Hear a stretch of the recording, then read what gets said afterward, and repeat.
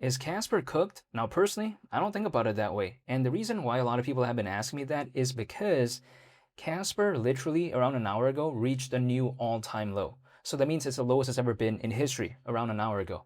But despite all that, I don't think it's necessarily quote unquote cooked.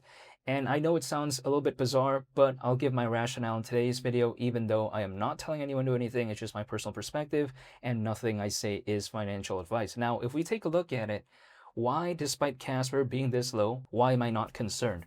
Well, it's because if I take a look at it fundamentally, Casper has been making amazing strides as of late. Take a look at, for instance, they recently completed the version 2.2.2.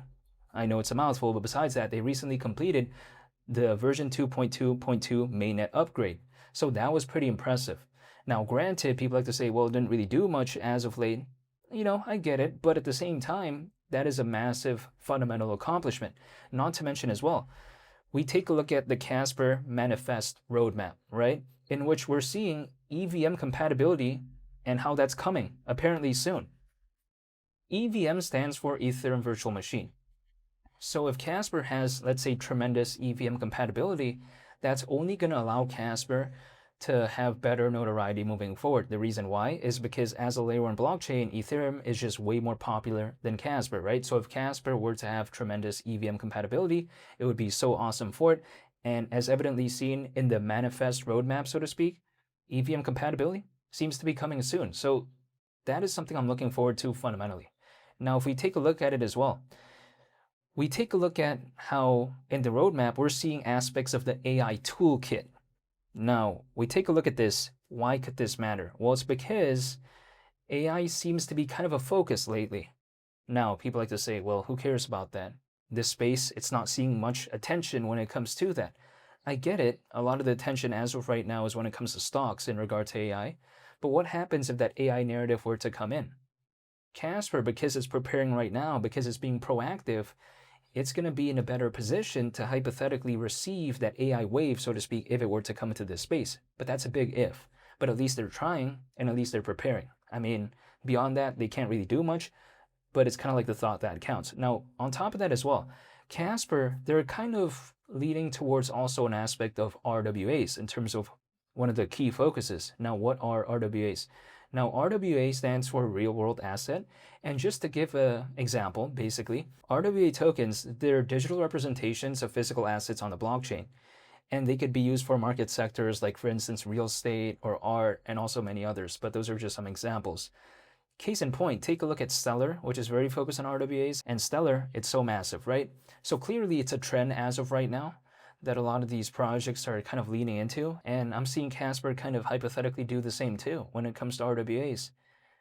So fundamentally, what's so bad about it? I just don't get it. I mean, okay, the price is down. Like for instance, if we take a look at Casper, in terms of market cap, it's down around 8 times lower, or should I say over 8 times lower than December 2024. But many other projects out there, especially altcoins, they're also in the same predicament as Casper. But sometimes people like to say, well, Casper reached a new all-time low, the other projects didn't. Well, I don't agree with that. Take a look at Polkadot, which is a project that's way more massive than Casper. That even reached a new all-time low recently. Take a look at the Internet Computer. That recently reached a new all-time low too. So it's not like this is unusual. I mean, we're seeing a lot of it as of right now go on. But despite all that though, when it comes to Casper, there has been some rumblings, right? There has been some kind of rumors, basically, that this might hypothetically be listed on something called Kraken. Now, I don't know the exact timeline when it comes to that, but some people are speculating that. In which case, if that does happen, I think it would be pretty awesome because Kraken, very massive in terms of an exchange. So if Casper could get listed on there, would be a major victory. Do we see it as of right now? No, but we're seeing some talks when it comes to that. Nothing confirmed by Kraken, by the way. It's just some, I guess, talk behind the scenes, so to speak. But at least some people are speculating that, and sometimes they do speculate this for a reason, so they might know something, right? But yeah, besides that point, it's just a pure hypothetical. We'll wait and see. However, when I take a look at Casper being over 8 times lower than December 2024, is that necessarily like a really bad thing? Well, it depends who you ask, because when it comes to a dip, some people may like it, some people may not. But take a look at Warren Buffett, for instance. Does he like the quote-unquote dip? Now, Warren Buffett, of course, is not a fan of this space. He's more a fan of stocks and all this, but I'm just saying, when it comes to the world of stocks, it seems like he's a fan of the dip. Take a look at when he first believed in Coca-Cola. It was way lower than right now. Take a look at, for instance, when Berkshire Hathaway first believed in Apple. It was way lower than right now, right? So he's shown a track record of liking the dip, so to speak. Now, does he always get it correct? No, I don't think so, personally. Now, the reason why I say that is because remember not too long ago when a lot of people were leaving newspapers, basically? Guess what? Warren Buffett basically doubled down on newspapers when a lot of people were leaving. In hindsight, probably a bad idea. Not the wisest decision out there, probably, hypothetically. But hey, you know what? When we're playing baseball, the batting average, it's probably not going to be 1,000, right? So when it comes to Warren Buffett, sure, he's made some amazing things happen, but he doesn't always get it correct. But at the same time as well, he gets more correct than wrong, I suppose, right? From what I can see historically. But yeah, besides that point, when it comes to this, does it mean that the dip is always the best thing? Not necessarily, but for a project that I don't feel fundamentally became worse, if the project actually became better and it's improving and all this, then I don't mind the dip. That's the thing.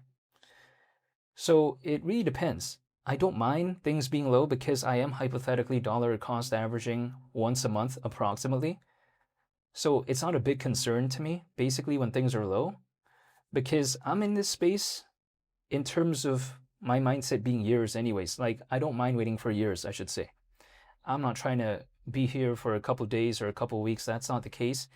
If my mindset was a short-term mindset or a medium-term mindset, I wouldn't want to be in this space just because usually market downturns, sometimes they could last years. So it's a marathon, it's not a sprint.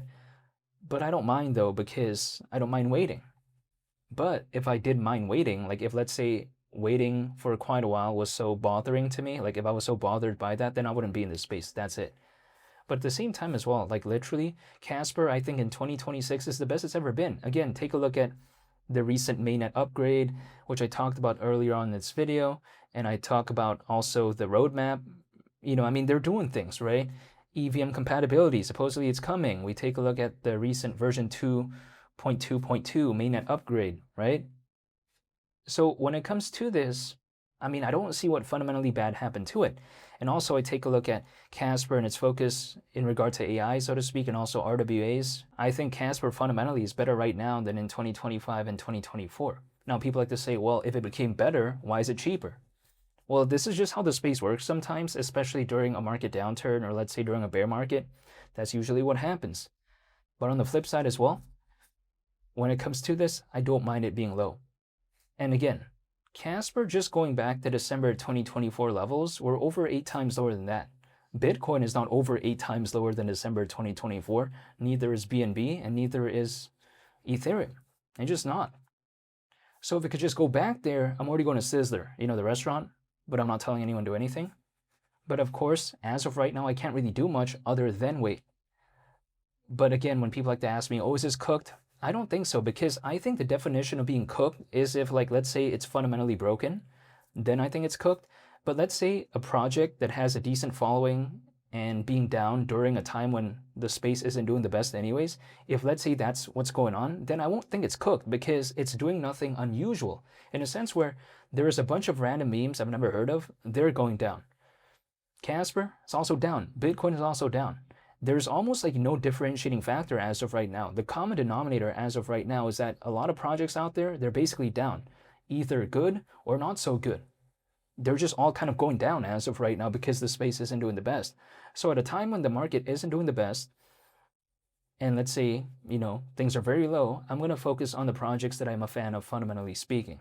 That's it. Now, this is not the only thing I hold, but I'm just saying, this is just my mindset. So Casper being down, it's nothing unusual. It's not like the whole market is popping off. It's not like Bitcoin is doing new all-time highs. It's not like Ethereum is doing new all-time highs, and this is kind of like, you know, just reaching new all-time lows. That's not the case. The space isn't doing the best. Polkadot recently reached a new all-time low, and so did this. But at the same time, I just don't think it's cooked in a sense where I don't think the fundamentals are broken. So as long as the fundamentals are not broken, then I'm just going to wait. But again, I am not telling anyone to do anything. It's just what I'm doing personally. However, I'm still documenting my journey along the way. If there's any updates and any upgrades that were to happen when it comes to Casper, I'll make a video on it. So hopefully y'all stay tuned for future upcoming videos. I want to say thank you so much for watching. And long story short, I just don't think it's cooked, personally, in my perspective.